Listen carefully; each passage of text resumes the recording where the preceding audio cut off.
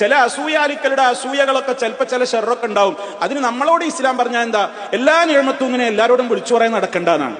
ചിലർക്കത് ഇഷ്ടാവില്ലേ. അപ്പൊ അവര് ചിലപ്പോൾ അതിന് പാരപ്പണി വെക്കും. നിനക്കൊരു നിയമത്ത് വരാൻ നിൽക്കുന്നുണ്ടോ, എല്ലാരോടും അങ്ങനെ പറയാൻ പോണ്ട. ചിലപ്പോൾ അവൻ അതിൻ്റെ എതിരെ ചില പാരപ്പണികളൊക്കെ വെച്ചേക്കും. മഹാനായ യാക്കൂബ് നബി അലൈഹിസ്സലാമിനോട് മോൻ പറഞ്ഞു, യൂസുഫ് അലൈഹിസ്സലാം, ബാപ്പ ഞാൻ നല്ലൊരു സ്വപ്നം കണ്ടിരിക്കുന്നു. എന്താ? 11 നക്ഷത്രങ്ങളും സൂര്യചന്ദ്രാദികളും എന്റെ മുമ്പിൽ സുജൂദ് ചെയ്യുന്നതായിട്ടാണ് ഞാൻ സ്വപ്നം കണ്ടിരിക്കുന്നത്. ഉടനെ ബാപ്പ പറഞ്ഞു, മോനെ ലാ തഖുസ്സുസ് റുഇയാക അലാ ഇഖ്വതിക ഫയകീദു ലക കൈദാ. മോനെ നിന്റെ കാക്കാരോടൊന്നും നീ വർത്താനപ്പ തൽക്കാലം എന്റെ മോൻ പറയണ്ട. എന്താ കാരണം എന്നറിയോ? ചില കുതന്ത്രങ്ങൾ വാപ്പാരുടെ ഈ മക്കളെ എല്ലാവർക്കും വാപ്പാർക്ക് മനസ്സിലാവുമല്ലോ.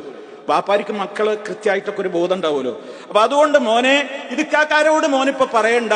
ഫയകീദൂലക കൈദാ. ചില കുതന്ത്രങ്ങളൊക്കെ ചിലപ്പോ അവര് വെച്ചേക്കും. അതുകൊണ്ട് എല്ലാവരുടെ കൂടി മോനെ ശൈത്താനുണ്ട്. ഇന്ന ശൈത്താൻ, തീർച്ചയായും ശൈത്താൻ മനുഷ്യന്റെ കടിയ ശത്രുവാണ്. അതുകൊണ്ട് അങ്ങനെ പറയണ്ട, എല്ലാവരോടും പറയണ്ട.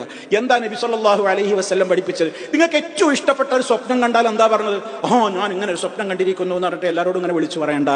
നിനക്ക് ഏറ്റവും ഇഷ്ട ഒരാളോട് മാത്രമേ പറയാവൂ, അല്ലെങ്കിൽ ആരോടും മുട്ടണ്ട, പറയണ്ട. എന്താ പ്രശ്നം? അത് പാരപ്പണി വേറെ വരുന്ന്, വേറെ പണികൾ വരും. അപ്പൊ അതുകൊണ്ട് തന്നെ നീ എന്ത് ചെയ്യണ്ട, എല്ലാ നിഅമത്തും ഇങ്ങനെ വിളിച്ചു പറയണ്ട. കാരണം എന്താ അറിയാ, ചില റിപ്പോർട്ടുകളിൽ കാണാം, ഇന്ന കുല്ലദീ നിഅമത്തിൻ മഹ്സൂദ്. നിഅമത്തുള്ളവർക്കൊക്കെ അസൂയാലുക്കളും ഉണ്ടാവും. എവിടെ ആർക്കൊക്കെ നിഅമത്തുണ്ടോ അവിടെയൊക്കെ അതിനോട് അസൂയ കാണിക്കുന്നവരും ഉണ്ടാവും. അപ്പൊ അത് തിരിച്ചറിയണം. അത് റഹ്മാനായ റബ്ബ് നമ്മൾക്കൊരു നിഅമത്ത് തന്ന അത് അള്ളാഹുവിനോട് ശുക്റുള്ളവരായി വിനീതരായി ജീവിച്ച്, റബ്ബെ ഏതെങ്കിലും അസൂയാലുക്കൾ അസൂയ വെക്കുന്നുണ്ടെങ്കിൽ ഒമിൻ ശർരി ഹാസിദിൻ ഇദാ ഹസദ. ഇതൊക്കെ ഒരു ദിവസം എത്ര തവണ പ്രാർത്ഥിക്കാൻ പഠിപ്പിക്കപ്പെട്ടിട്ടുണ്ട്?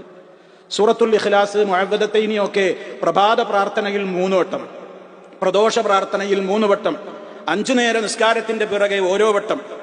ഇതൊക്കെ നമ്മൾ ചൊല്ലുന്നുണ്ടോ? നമ്മൾ ചൊല്ലാറുണ്ടോ?